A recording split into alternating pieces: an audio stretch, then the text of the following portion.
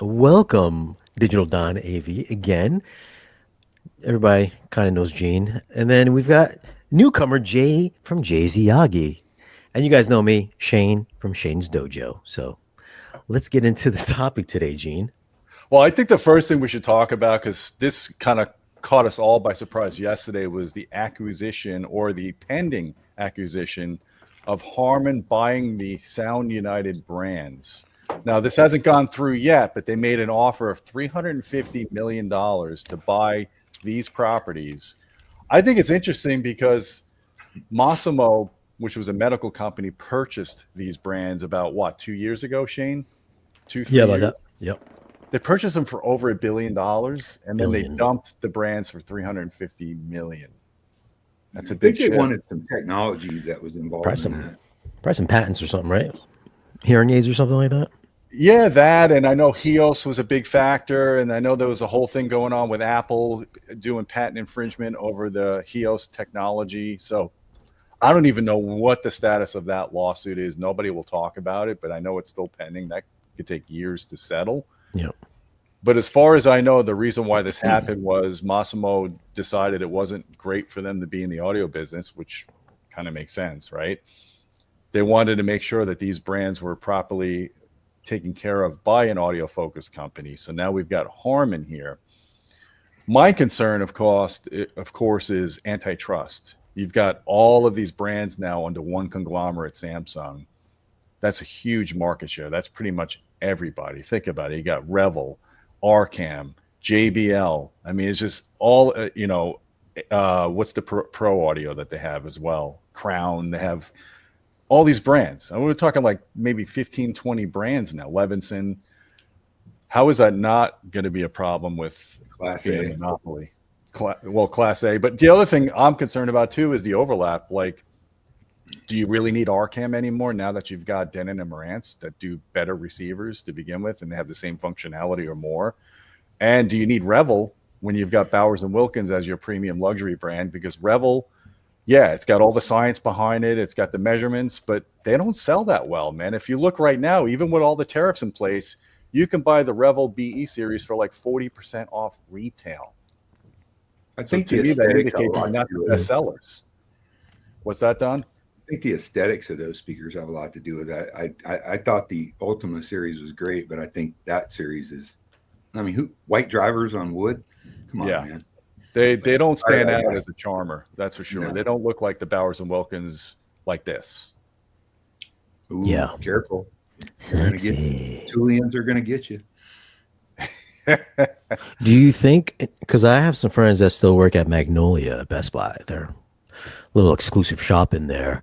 And I was telling Gene about this, that they're getting rid of like their stock in their stores from like Denon, Marantz, actually like all the receivers, preamps and stuff. They're just getting rid of it. That whole Magnolia section, some stores are just going all together. They're just, if you want something, you have to order it, like special order all of that stuff now. Whereas in the past, they used to stock all of it. So he's saying that, from a retail perspective, that audio, at least for home theater, hi-fi and stuff, especially in those high-end rooms, they're kind of dying. So I'm Yeah. wondering if the market is just like, they say movies is dying, theaters are dying. Is home theater dying as well, or just audio, video dying in these big retail shops? I think it's a scary time. I mean, Jay, you could speak about this. You were at Expona, okay? Your impression, I'll let you tell your impression about the prices of these products and how they're potentially Crazy. pricing it out of the market for the next generation audiophile. Yeah, Gene. I think it was a bit alarming because one of the videos that I did for your channel was the under $5,000 challenge for speakers, and it was a really bad time for that challenge, by the way, because I was going around and really, asking companies for pricing on their components, speakers, what have you, and even just for myself to review something, I want to know the price range that I'll be working with. And some of the companies were not able to give me a straight answer as to what their pricing would be. It's like it's $3,000 now, but it may be way more than that in a month or 2 months, or maybe not. Yeah. The scary factor wasn't the fact that the price was rising; it was the fact that nobody knew how by how much. and there were companies, that were saying stuff like, we want to absorb as much of that as possible so that the consumer doesn't pay it, but without knowing exactly the dollar figure to absorb, they were feeling like they didn't know the MSRP of their own product, which is, which was what was alarming to hear from my side. Yeah. Yeah, I think that's a real challenge in this day and age, because the aging audiophiles, the guys with the money, that's going to go away in a decade or two, and Well, you're I left think with the the next direct to gen. consumer companies like SVS, Arendelle, with like generous return policies on it Yep. and no middleman dealer markup, and I've been a dealer for 30 years and not a fan, but the reality is when you can buy a lot more speaker for a lot less money. And if you don't like it, send it back. It's hard to beat. There's no risk with like the Arendelle 1528s. I mean, that's a lot of speaker for the money. And like Don said, 60-day return policy. It's becoming a hard challenge to spend on the brick and mortars that are 3 or 4 times the price. And I feel like it's not just the younger generation that's going to face challenges getting into the market. I mean, that existed prior to this whole situation, but I think it's also the mindset from the consumer's, side. For example, if I was looking for an amplifier that I want to buy for $5,000, well, do I really want to pay $7,000 because that's the new pricing right now? Because a Yeah. few months down the line, it may go back to $5,000, right? So I don't see. I don't. Once these tariffs, I mean, everything has already gone up. I Yeah. don't see them coming back now. No. I feel the same way, but that's the consumer mindset. When I talk to a lot of the consumers, my friends, for example, that's into this hobby, they are refraining from spending because they feel that they might overspend now. It's the wrong time to spend, so to speak, because the prices will come down. That's the maybe that's not the reality, but that's the kind of the idea people have in their heads. Yeah, I mean, I was just writing a test report for a company called Amped that has a Pascal-based 2-channel amplifier, and I think Don, when Don introduced me to it, I think the price on it was $4,000. And I went and looked at it last night. How much, Don? It's 5. It's 5. Okay, I want I looked at it $1,000. last night. It's 6,000 now, and this is it says No. made in America. But nothing is made in America when you globally source. Well, parts. the parts and modules. It's a tough. Well, based on my bench test, that's a tough sale. And you'll see my video on that soon. But $6,000 for a 2-channel Class D amp that's built in a box that looks like it's from Radio Shack. That's a tough sale. So I don't know how that's going to pan out for them. But I don't want to derail the topic here. We're going to talk about HiFi mistakes, maybe some equipment purchases that we did over the years that we regretted. So I'm going to let Shane lead with this because it was his idea. I want to see what his regrets or mistakes are. Well, not to dig up, anything negative from my channel, but let me see if I can share this or not. I think it was like last year at some point in time, me and Gene did a little video on this particular device, which is the it's a very popular subwoofer, actually. It's the Power Sound Audio S2112M 21-inch subwoofer. So I was expecting to get some crazy infrasonics, like some 10 hertz. I think it was in their specs. Like, listen, we're going to get 10 hertz. Yep. But it wasn't specified at what dB SPL on their site, which I think is like 10 hertz, so like something like 3 dB, negative 20 dB or something like that, probably. So it's like I barely turned this thing up on my go-to subwoofer test, which is Edge of Tomorrow, because I did it for movies. Mm-hmm. And I had this thing on like not even a tenth, and it was just like bottoming out. It was just like, and I know if I turned it up, I would probably just blow the whole thing up. So I didn't do that. So what everybody was telling me was that I don't know how to set a subwoofer up, and I don't know how to operate subwoofers. I don't know how to EQ them or whatever.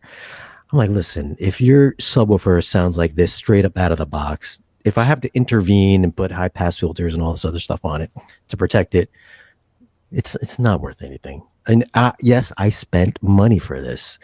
There's a whole narrative that I was asking for a discount or if I could get it for free on the forums. Absolutely false. did I reach out and say, hey, would you mind if I reviewed one of your subwoofers? This is way back then. Obviously, I don't think he responded actually. So I said, you know what? If this actually goes down to 10 hertz in my room, I'll get two of them, but let me start off with one because this is like the biggest thread on AVS forums is like the PS audio thread is like the most popular subwoofer. Yeah. For whatever reason. Clearly, these guys haven't heard good subwoofers before. Ooh. But this was just the biggest disappointment that I've ever had for subwoofers. And yes, I paid full price. I paid $2,000 for this. And I recently sold this for $400. Oh my goodness. Now, That's like a Massimo deal. Oh God. now, to be fair, if you want to put a high pass on this, then, you want to cap it at like 20 hertz. Yeah. Sure, it'll play loud. It's like a PA driver. I think High it's a DNC sensitivity driver. driver. Yeah. So not heavy on the excursion. It's not going to go crazy low. 20 hertz and above, fine. But don't say on your website you're going to give me 10 hertz, and you don't even come close to that. So that's a lesson learned. And I have to step in for you, Shane, because you are really getting into this Trinov waveforming stuff. You've got top of the line per listen, top of the line RBH subs. You've got a lot of subs under your belt. You've tested a lot of subs. And you don't just do it for music, you do it for extensive movies with lots of LFE. So Yes. don't take Shane's experience lightly. He's been testing a lot of subs over the years. Yeah, Yeah, he was but- formerly trained at Best Buy. I've got 9 subwoofers in there. I've got the RBH 21 in there now, which is just like galaxies away from the PSA. Not throwing shade on PSA, but listen, just on your literature on your website, don't say you're going to give me 10 hertz. Well, You it can't costs do that. 5 times as much too. So I mean, that's Yeah, but even the Stark Sound 15, which is like buy one get Dude, one free, like killer. every other month, destroys the PSA subwoofer. what a killer sub for the money. Yeah. That's fair. I mean, I get it. So would you say that are there other equipment purchases you made over the years that you regretted and you had to sell at a loss like that? I have one of the first things that I reviewed on the channel or attempted to review on the channel was the Arcam AV40 preamp processor, which is this guy here. Actually, this is that's the newer one, but it looks exactly the same. But it was the AV40. I was excited to get this, and I also purchased this as well. This is $4,000 when I first bought it. I bought it at Magnolia. I quickly returned it a week later because when you turned it on, none of the all of the speaker outputs, all of the outputs buzzed. So it was clearly not ready for prime time yet. And I also experienced this on the JBL SDP 51 or something like that, which is basically, it's basically an Arcam and JBL are kind of the same platform, as well as audio control. They all kind of had the same problems. None of the outputs were, they just buzzed all the time. They just made weird snapping, popping sounds. So, but again, I was one of the first persons to have this. I guess on subsequent firmware updates, they've cleared it out. So from what I hear, it now does work how it's supposed to work. But at that time, maybe another lesson is maybe not be an early adopter when something brand new comes out. Maybe wait a couple months, listen to some of the reviews till they get some of the problems ironed out. So don't get so overzealous when something brand spanking new comes out, because there might be some growing pains. So that happens with a lot of AV pre-pros. If they're not Japanese-based companies that have tons of beta testing and engineering resources, like same thing with Emotiva. I'm not trying to bash Emotiva, but every one of their processors seem to be a beta test processor. The base management, the operational bugs, the audio dropouts, every one of their processors I've tested. Now, I didn't test the RMC one. I know Youthman did, and he's had issues with it. And I think, Shane, you might have tested an RMC one or one of the RMC. Yeah, I had one for a few. I mean, it was buggy. The HDMI was kind of crappy, but if you were patient, you can live with it. There's little bugs here and there, but I was able to deal with it. But yeah, I don't think they've even still worked it out. Like 5 years later, I still think. Yeah, well, they never put Dirac on it, right? As far as I know, they never got. They Dirac. did, but you had to use a Raspberry Pi, which is like a little external PC type of device, and it would run off the external device into the Emotiva. But they just I think they just announced some new Emotiva stuff, I'm not mistaken. Gotcha. Yeah. Do you have any other gear, or do you want me to go on with Okay, some of my? I've got one more. Not Go for it. well, maybe not a bad hi-fi mistake, but maybe just a disappointing one. Let me just bring this up here. I'm sure some of you guys probably maybe you own one, but as far as home theater duty, I think I've said this in a couple of my reviews. I had this along with the KF92, which is a little baby subwoofer. It's about the size of one of those drivers in this Arundel 2V subwoofer. This subwoofer is no joke too. It's extremely heavy. It probably weighs about as much as me and Jay.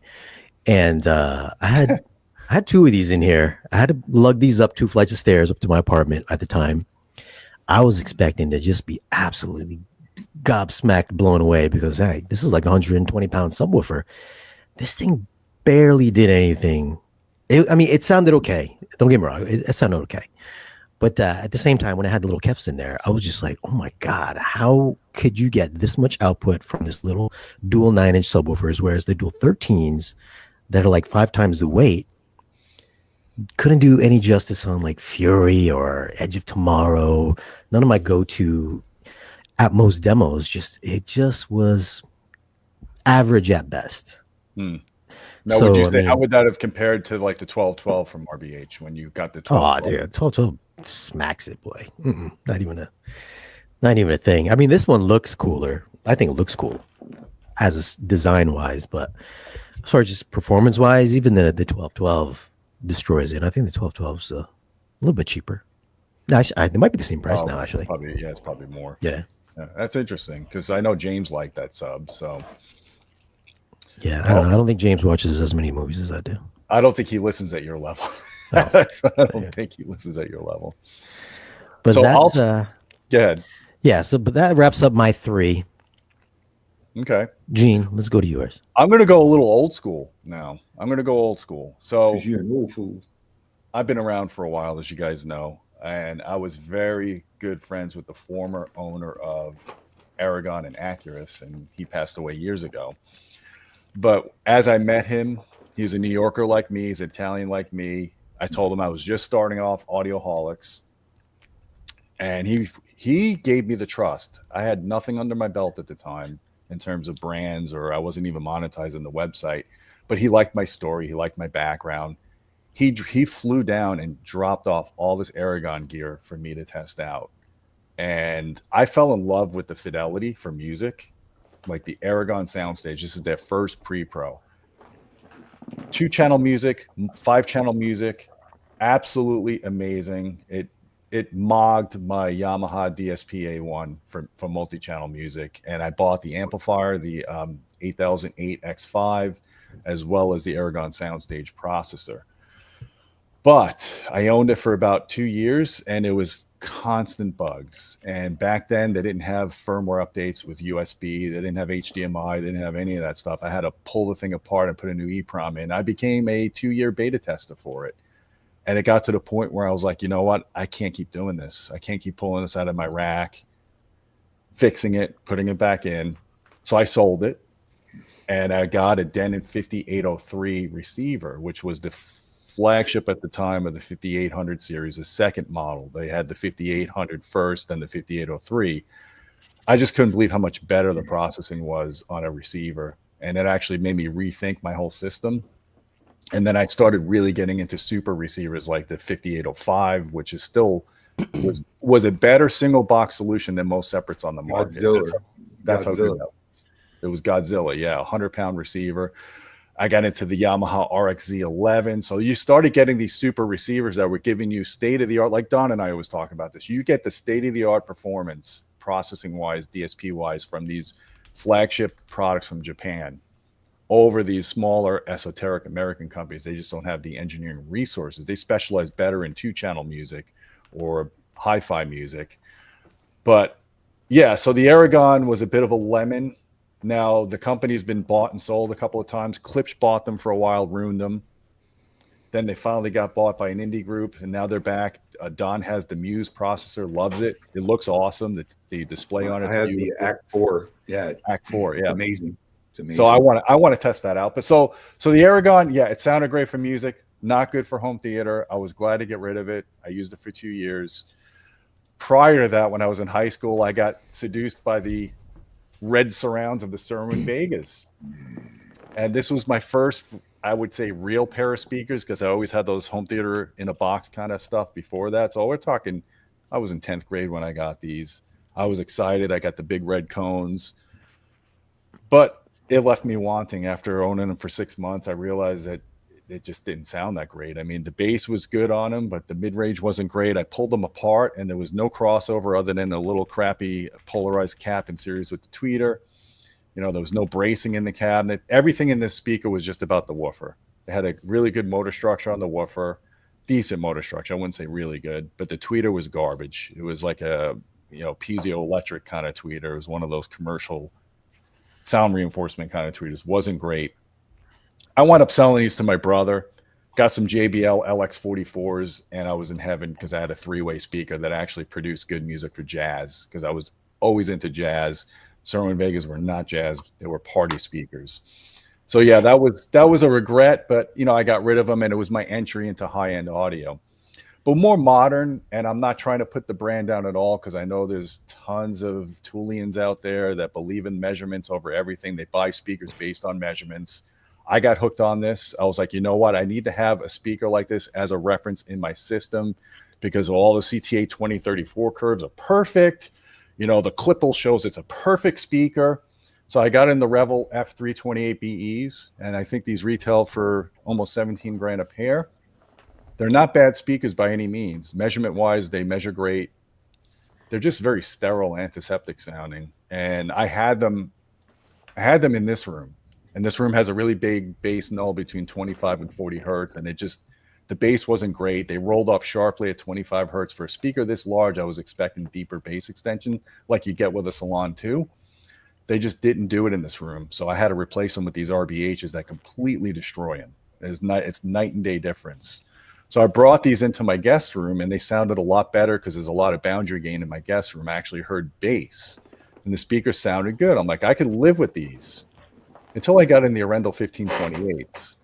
Now, I didn't do a scientific double-blind test, but I spent weeks listening to the Revels, weeks listening to the 1528s, and I just heard so much more level of detail with the 1528, so much more spaciousness in the room. And it just got me thinking. I'm like, you know what? You can't just go by measurements. There's more, especially with psychoacoustics and how a speaker plays in a room. It's why it's really important. Yes, the measurements are important to make sure that there's no major design defects in a product, but that's not the end all be all in loudspeakers. Everybody has different preferences. I know the science is out there. Well, everybody prefers a certain target curve. I don't know, man. I've listened to speakers for 30 years. Don, you've listened to speakers for 30 years. We've heard hundreds of different brands of speakers. There are cases where a perfectly measuring speaker leaves you wanting more. Well, listen, it's not a bad thing to keep manufacturers somewhat honest and show people this, the details. I think that's a very healthy and positive thing for the business. What I see has happened is tons of people who are internet educated pick up on it and go, that makes sense. And then they just attack people, or you try to talk about a speaker like, we need the measurements. Well, give me a minute. We got to find the balance of that, because, evidently those B&Ws are the worst measuring speakers ever. And that night at Gabe's, it was one of the best listening experiences I've ever had with Macintosh. Oh, yeah. I mean, I'm showing awesome. These speakers are unbelievable. They're 801 D4 signatures, right, Shane? The D4 signature. Yeah. The big boys. Beautiful sound. Just beautiful. I've been using this here for my speaker comparisons, this little device here. This is from Bob's Wire. Oh, yeah. He sent me one of those too. Yeah, one of those too? It's a little AB type of thing. It's like signal sensing. You can play something on one device and it automatically switches. So I've been using it. It looks pretty good.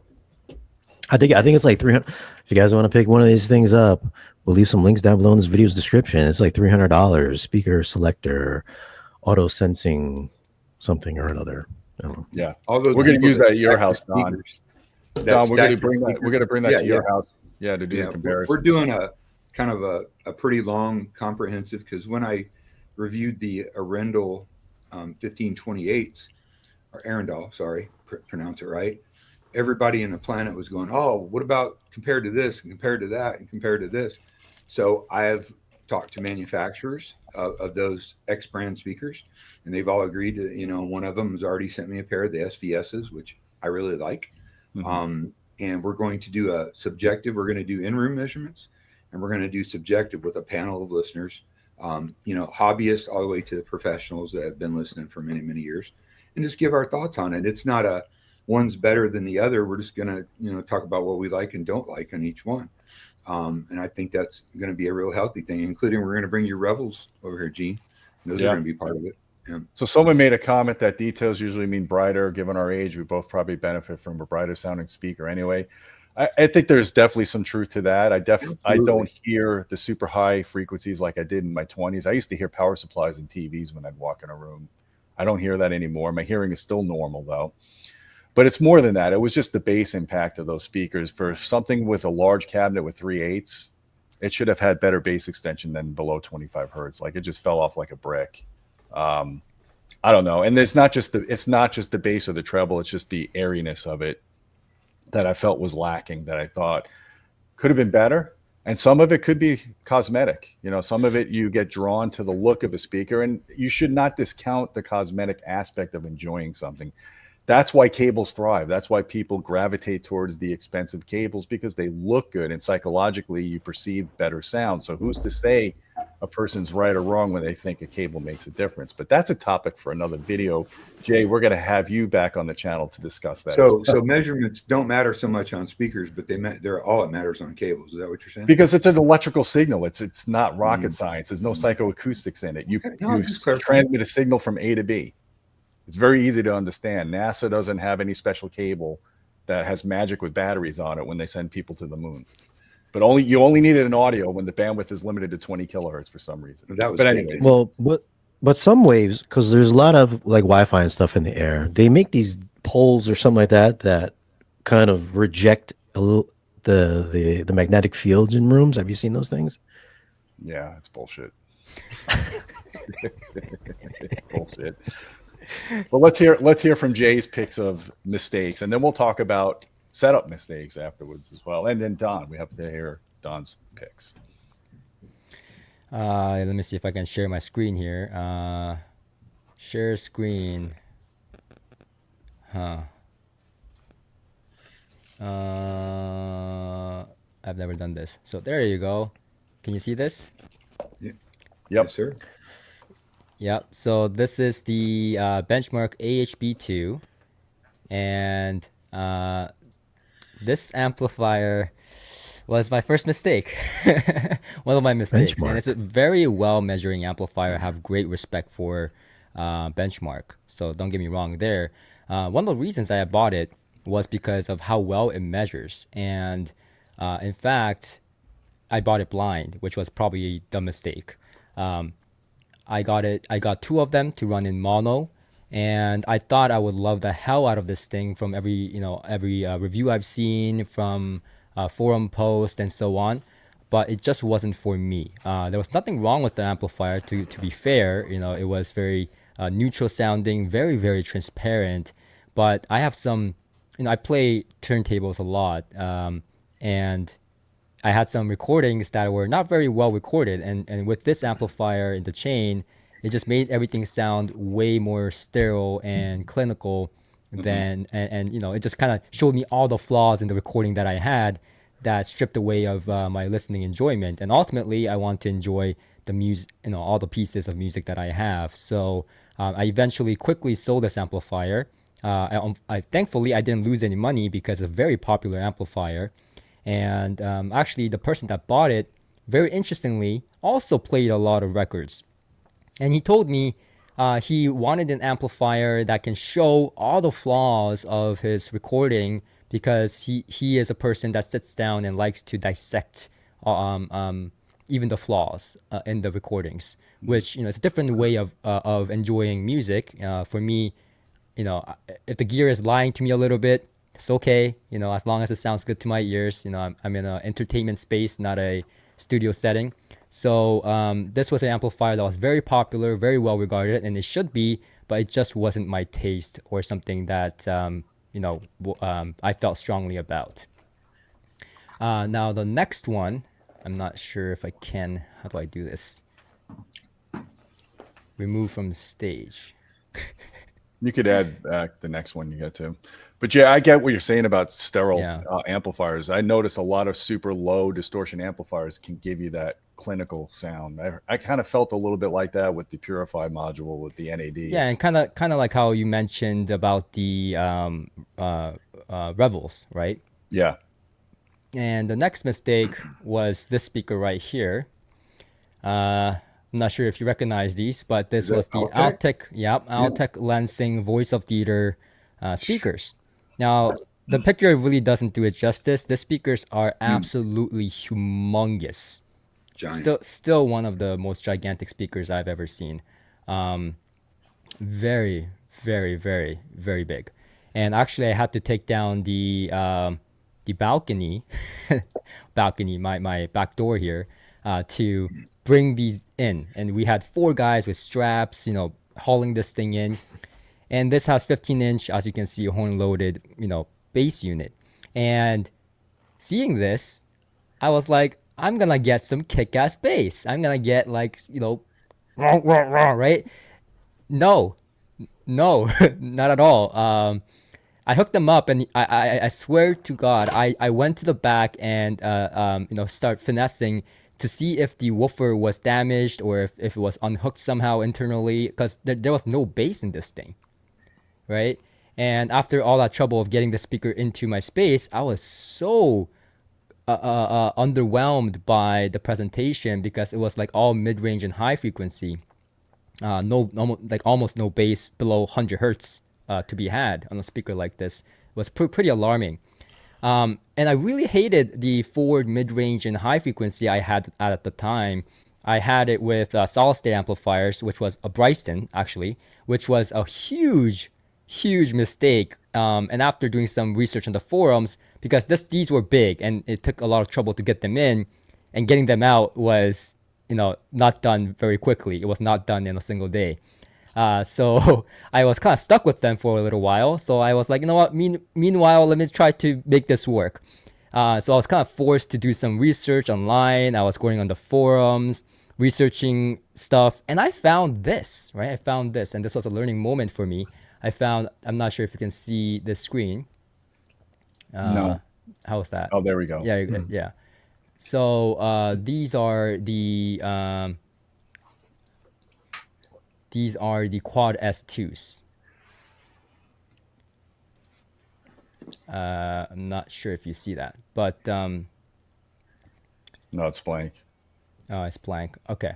Well, look up Quad S2s.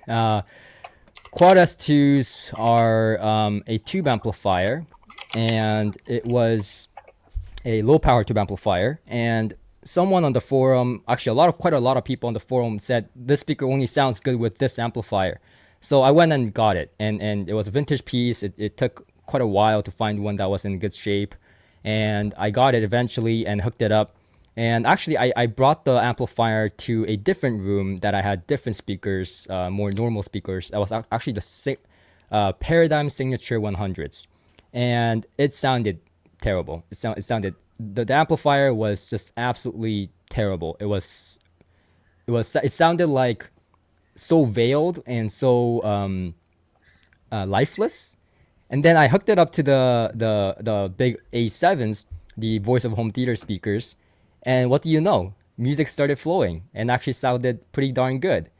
Still not my cup of tea, but I understood where people were coming from. It smoothed things out, so it wasn't as forward. The mid-range was pretty beautiful, had a unique sound to it, but still no bass. Still no bass to be had. So that was pretty shocking for me because as a young audiophile coming into this hobby, having big speakers meant big bass. And this was the first speaker where I got a big speaker expecting huge amounts of bass and authority, and I got 0 of that.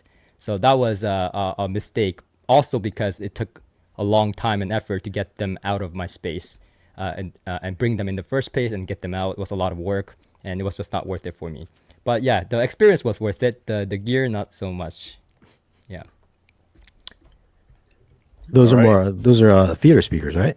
Yeah, those are theater speakers, and actually, I got like when theaters close down, they actually have these speakers. Some of the older theaters, Yeah. and that's actually how I got it. Was I was friends with the owner of a theater that was closing down, and I knew he had it. I told him, hey, if you ever close down your theater, I want those speakers. And he was closing down the theater, and he called me up and he said, Jay, you want to take the speakers? And I said, how much? And he said 2K, which was Canadian dollars, 2000, not bad at all actually. And I Like was like, 300 bucks. and he said 2000. So I was like, all right, 2000, Canadian, no problem for big ass Yeah. speakers, Yeah.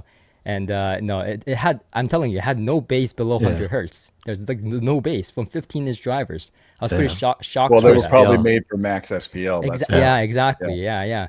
And I guess one last mistake I'll mention is when I entered this hobby very early on as a young audiophile, Class D sounded awesome. Compact, loads of power, loads, and that just all sounded really good. So I went and bought the HiPex, I believe at the time NX 500, and it was like a DIY kit thingy that you build yourself, and it was relatively inexpensive. And this was way back, so I don't even know the model number exactly, but it was something like the 500 or something like that. And I really didn't like it. I really didn't like it, and it was very sterile again, very lifeless sounding. And again, I got that because it measured well, had loads of power, had hit all the boxes for me on paper. But when I actually went to when I actually went to put it in my system, it just didn't sound good to me. So those were some of the regrets, and a lot of these are like decisions I made blind without listening to it or demoing it first, just because on paper it all just seemed great. And again, like, I'm not throwing any shade here, all these gear that measure well, they're excellent. It's just that I have recordings and music pieces that I don't really necessarily want to dissect per se. I want you know to hear them in a more pleasant way. Fair Yeah. enough. All right. Don, you're up. So, I'm going to be speaking as a integrator as well as just a hobbyist, but I would say equipment wise, the two mistakes, my first high-end speakers ever were B&W Matrix 803s, and I saved up and finally got a deal on them in the center, got them home and hated them. Just dull sounding to me, not what I was expecting. So that's probably, nothing like the Nautilus or the newer series. They were a little bit too laid back. And I would say as both an enthusiast and an integrator, any esoteric pre-pro that I either installed or had in my own system up till about 5 years ago that had HDMI in it was just a nightmare. And I won't name all the brands, but some of the bigger esoteric brands. So I went back to Japanese based units that just worked. So, I mean, they sounded good on stereo and musically they sounded good, but man, just this functionality was just a pain. There was a lot of struggles with HDMI early on. Hey, what's up, Scott?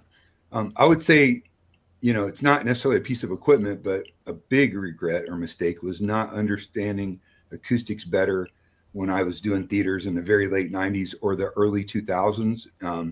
We didn't have any of the tech you have now. We over dampened every room. We thought we were doing right by our clients. We're on the cutting edge. We used in RTA meters and like audio control, PEQs between separates to do it. And it took us forever to really get them dialed in. It's not like it is today. So that, there's been a lot of advances in understanding acoustics in the last 10 years, especially in this industry. And that was, on the scale, like when you had with the guys with Benchmark, Gene, that scale of importance, room being number one, speakers being number two. I totally believe in that, and not understanding that was always a big mistake. Two other mistakes is, letting dudes on the internet tell me that my cables were stupid when I knew better. That was another mistake I remedied real quick when I did that. And not getting accuracy in my house sooner, because that sounds amazing. I'm pretty blown away. But that's kind of it. As far as I regret selling a lot of equipment, and I know Gene, we talked about doing a stream on that. We should all get Oh together and yeah, do that because there's a yeah. lot We of should do one. Yep. That's when we first met. We had like 3 hour conversation about all this gear from the 90s and early 2000s that we had and tried, and we actually paralleled a lot in what we owned and listened to. But those are kind of my biggest regrets. Experience only goes so far. If you're not willing to be open-minded and learn, then you're not growing and you're dead. And I've learned so much initially from Matt Pose and Larson and Teo and Eugene, all the Audioholics crew. Then that expanded out to more, and it's been great, that side of it. I wish there was all this information out years and years ago. Yeah, no doubt. I mean, the first time I really understood the implications of room acoustics was when I bought my first house. So prior to that, I had my RBH system in a bedroom, right? It was a damped bedroom. It wasn't that big. It didn't need a lot of acoustic treatments. System sounded amazing. I get into my house, and in Florida, most houses have rooms that are super rooms. You have a family room that opens to a kitchen, Open floor half plan. wall. The RT60 decay in those rooms is terrible, right? I have vaulted ceilings that weren't flat ceilings. I bring in these RBH towers, which were $8,000 a pair at the time or whatever, and I have my Aragon equipment, hook it all up, go to give my first listen. I'm so proud. I'm a new homeowner. I'm going to really enjoy this. Sounded like crap. It sounded terrible. It was just echoey. There was no detail. The bass was sloppy. I was devastated. I'm like, what did I just do? What can I do to fix this? And that's when I started researching room acoustics. And at the time, it was a living room, so I didn't have a lot of options. I just got as much fiberglass as I could, and I put it not in the optimal locations, but I tried to minimize the echo in the room. I didn't understand all the principles of acoustics back then. We're talking about 2000, the year 2000, so 25 years ago. I did enough to make the room presentable, but it was never the same as until I got my own dedicated space. Oh, for sure. Wall symmetry, proper acoustics. I mean, I can't emphasize how important that is to really get the best out of your audio gear. It doesn't matter what gear you buy if you put it in a room that's just the limiting factor. You can get really good sound out of a great room, as you know. And so I'd like to do a stream or a couple videos on how to maximize a great room or open floor plan acoustically, because the reality is 98% of the people that watch this don't have dedicated rooms. I mean, that's just most people don't. Some people do, and they're very lucky. I think that'd be a great stream. I know Anthony Grimani's got a lot to say about that. So, those like foam, like inch and a half, less than an inch foam ones that you sell on Amazon. I put all of that on every wall, including ceiling, black ones. My room was black completely, and it took a long time to put them on, and again, long time to take them off. It was a, unpleasant mistake. But that's when I remember doing all that kind of stuff, right? Just like gluing the hell out of it, and then sitting down. I had the JBL power speakers at the time. It was like the L305 or something like that, and I had them before I did that. And after I did that, I sat down and started cranking up music. There was two things I noticed. One, I was trying to convince myself really hard that this sounded better when it didn't. It sounded so dead and lifeless. Yep. And second was that I had to crank it up way louder. I needed a new amplifier in the speakers, because it was a powered speaker. I had it at max volume, and it was still not enough volume. So that's when I was scratching my head, going like, what did I do wrong here? Are you not supposed to treat your room like this? And then that's when I found out, oh yeah, you're not supposed to. That's not all the high frequencies.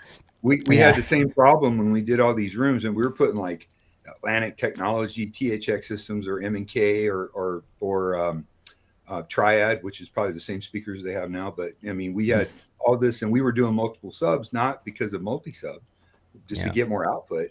Yeah. We had, when we overdampened the rooms, it was we had to turn up substantially higher to get any kind of experience. I don't know which one I dislike more, echoey rooms or totally dead rooms. I think I don't like either one, but I don't know which one I would rather have if I had no choice. Well, the difference between them is echoey rooms, your senses get overloaded real fast, right? Yeah. Especially at a louder volume. Right. But the overly dead rooms, they don't sound right, even just having a Yeah. conversation in them. If I Yeah. walk into a room and I can't have a normal conversation, I know the room has been overtreated. Mm-mm. Hey, That's Jay, cool. question for you. You know, something Sure. that it's been kind of dear to my heart that we could put this as a mistake is, you know, I never really sized the speakers to rooms. You know, I'd put giant speakers in little rooms or little speakers in bigger rooms. You know, and you know, I've always noticed that if you size the speaker to the room, it's just a better experience. You know, you Oh, think, 100%. This yeah, is why, if you see my review of the Orendo 1528 towers, oh yeah, I literally say like this, the amount of stuff I have to do to just get a glimpse of the performance. And right. I preface that, I can only imagine how good it would sound in a bigger room, right? Mhm. And again, Orendo did kind of dupe me there by saying that they're not that big when they sent it over to me. And then when I received it, I was like, what are you talking about? Like, They this is are not. huge. Yeah. The funny thing is, I get a lot of requests to review like really big flagship speakers here. Dali reached out to me not that long ago for The their, 11. yeah. And I'm just like, Ooh, yeah, I'm not doing that again. That's, way too hard to measure. And also my room's not that big. And in my room, like speakers like Rosso Fiorentino Sotaldo, slim towers, or speakers that can be spaced out properly, yeah, they sound way better in my room. That's why, a lot of people are like, you really love the towers, 1528 towers. Why didn't you get the 1528 towers? Well, I got the bookshelf instead because that's just a better sound for my room. If I had a bigger room, I would get the towers, but I which just has don't the have the output room. of a typical small tower. So I mean, Yeah. to be honest Yeah. with you, yeah, my room's pretty huge, and it's just big enough for those. Yeah. So this is a good comment here. I want to address it. I'll take an overly dead room and a surround setup. I'll take a bright room and a 2-channel setup. There's truth to that because when you Mm, have more speakers in a room, you need more treatment because you're right. not relying on the spatial cues from just 2 speakers. You've got multiple speakers all around the room. 100%. So Mhm. your RT60 decay requirements for a 2-channel room versus multi-channel room tend to be a little bit different. I try to choose a happy medium for both. I just don't like an overly treated room because I had that in my other house. I had too much fuzz in the other house and it sounded a little dead. And I actually had to rip the carpet off the floor and put some hardwood floors to kind of bring back some of the life into that room. Well, yeah, remember when we were designing your room? Now I was like, dude, just don't do carpet. You don't need to do that. Do a big rug, make it like a old school sound room. You know what I mean? And Yep. that room sounds amazing with all the It Yeah. different sounds in there. I bet it sounds better if you put a mattress in front of your speakers. I had that for a I while. Actually. I want to get into more home theater, but I need a new house first. Don't have the Well, space for a home you need to get theater. into multi-channel music, man. That Yeah. I find myself listening to a bunch of spatial audio, Atmos music. I know Yeah, Gene does I too. I actually did that when I do have a 5.2 setup upstairs, and I do listen to multi-channel, and that's like really cool stuff.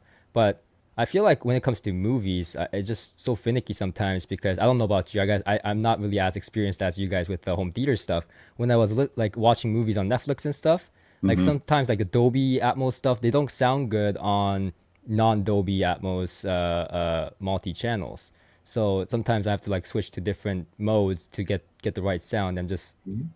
and sometimes I just like forget what the heck the movie was about. Yeah. So this never happened because I think Shane chickened out.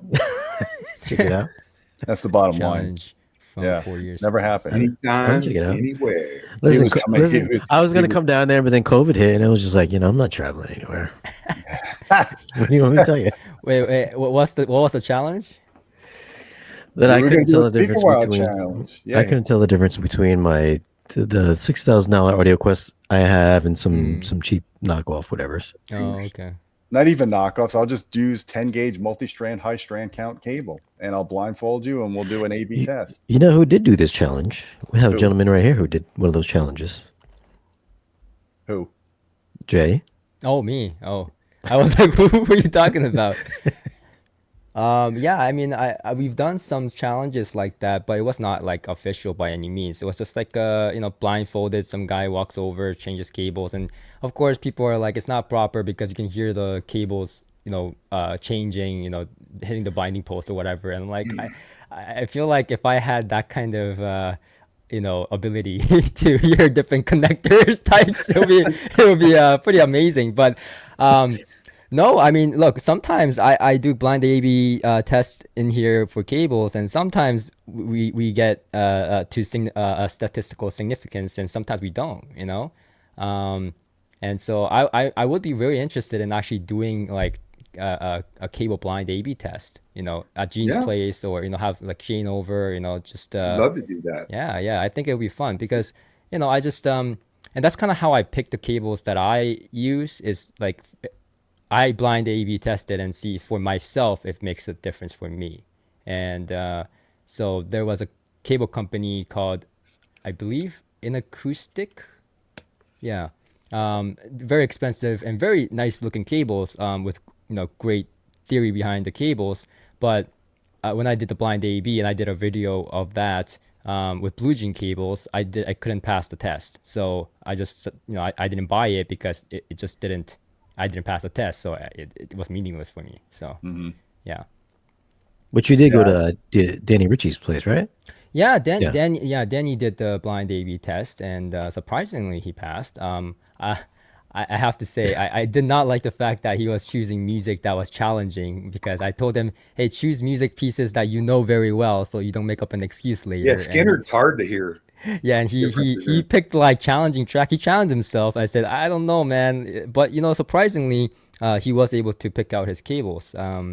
Again, non-official test, but yeah, it was fun. I do it for fun, if anything. Like if we were doing it for in seriousness with proper test, I would love to do that, but I just don't have the resources or the capability to do that here. Gene, you created monsters out there, man. People will get the pitchforks and fires if you talk about a good cable.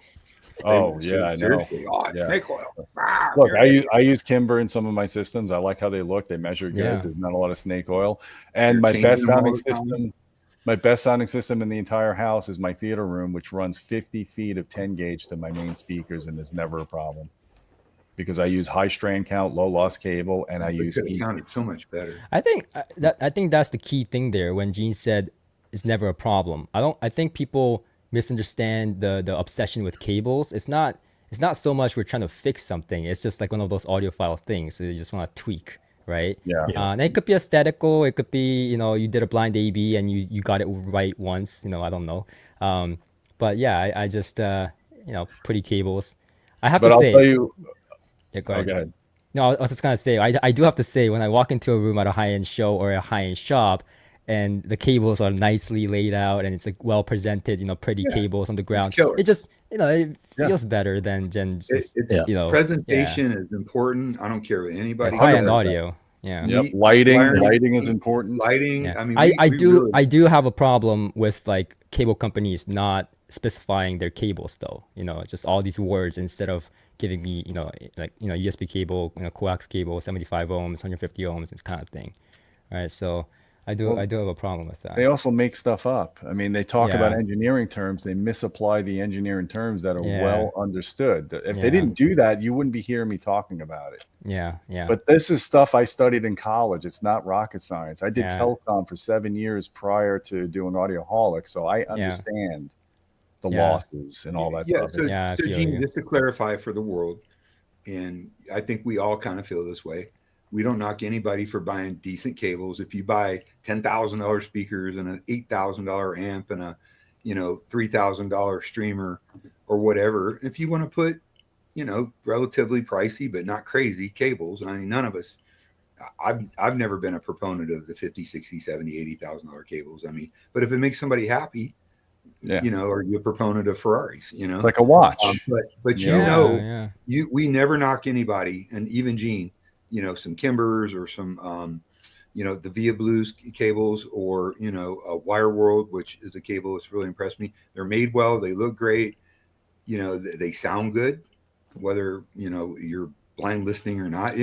Those blind listening tests put a lot of pressure on people too. They do. There's a little bit of anxiety. I was reading something the other day about that, like blind test on whether it be speakers or cables or whatever. When you put people on the spot, there's anxiety and other things involved versus if you're relaxed and listening in your own environment. But I don't think we're going to knock anybody for a decent set of cables as long as you're not buying $10,000 speakers and $10,000 cables.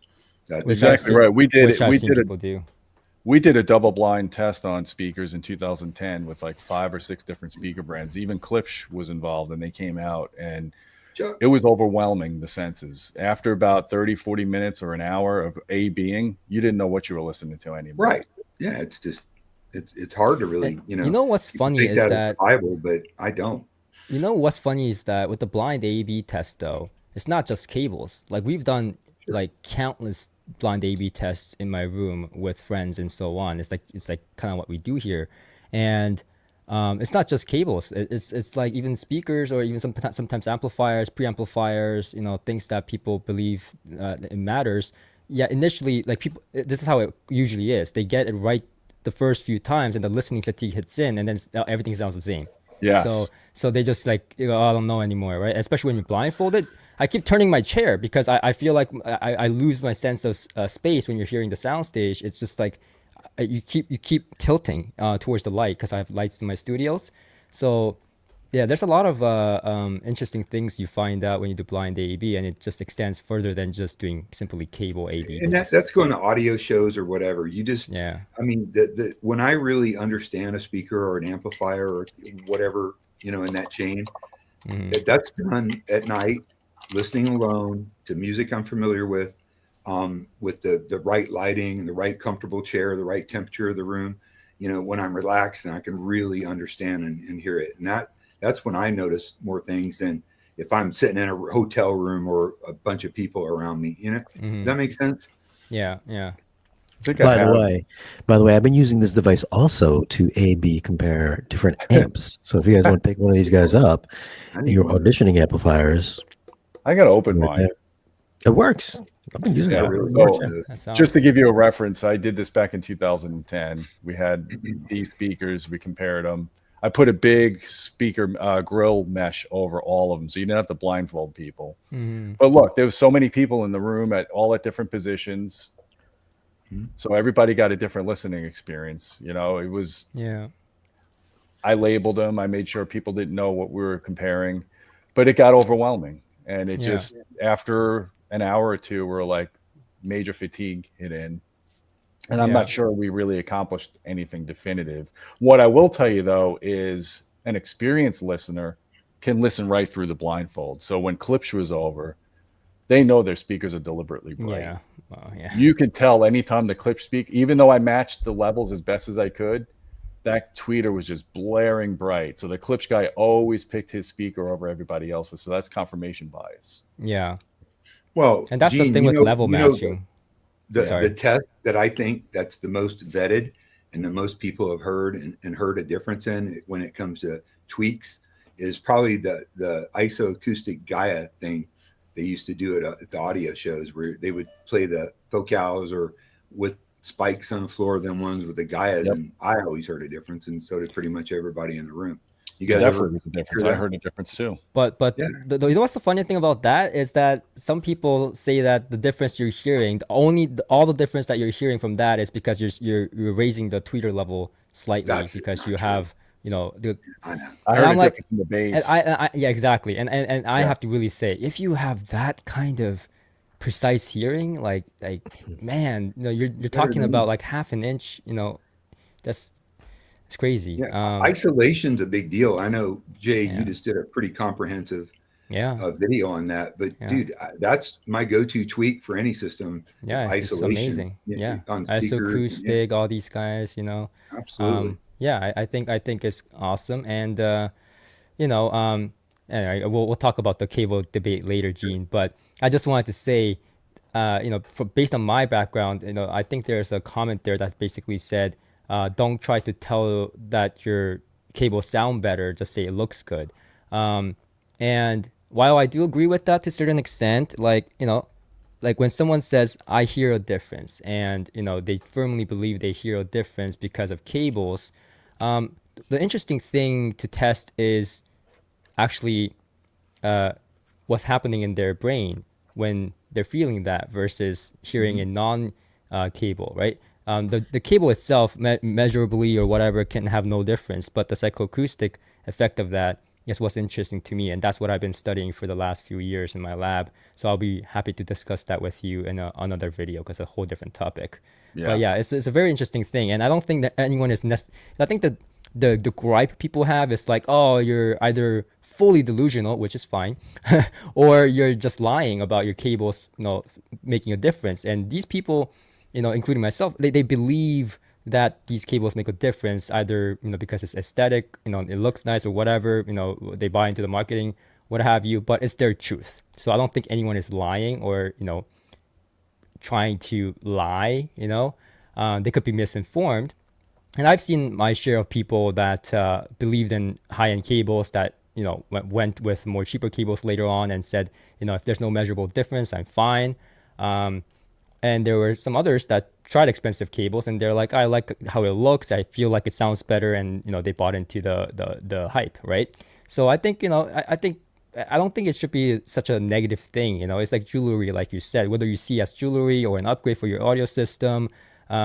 Aside from the problem with marketing from these companies, that's a different matter. I think as the enthusiast, like I think it's a healthy thing as long as we don't rip each other's heads off for it. What you really need, the most important of all, is high-end fuses. Oh God, Oh, that's yes. Home Depot fuses with a sticker over them. That's what you need. But we're digressing again. Should I? Yeah. Well, I think we've accomplished what we try to do here. We talked about some mistakes. We talked about the Massimo thing. It's an hour, so I think we're gonna wrap this up. But Jay, Shane, Don, we're gonna have you guys back to talk about the cable stuff, talk about the gear that we loved and used and we regret selling. I think we got 2 different live stream topics. Well, tips and tricks for open rooms, living rooms, great rooms.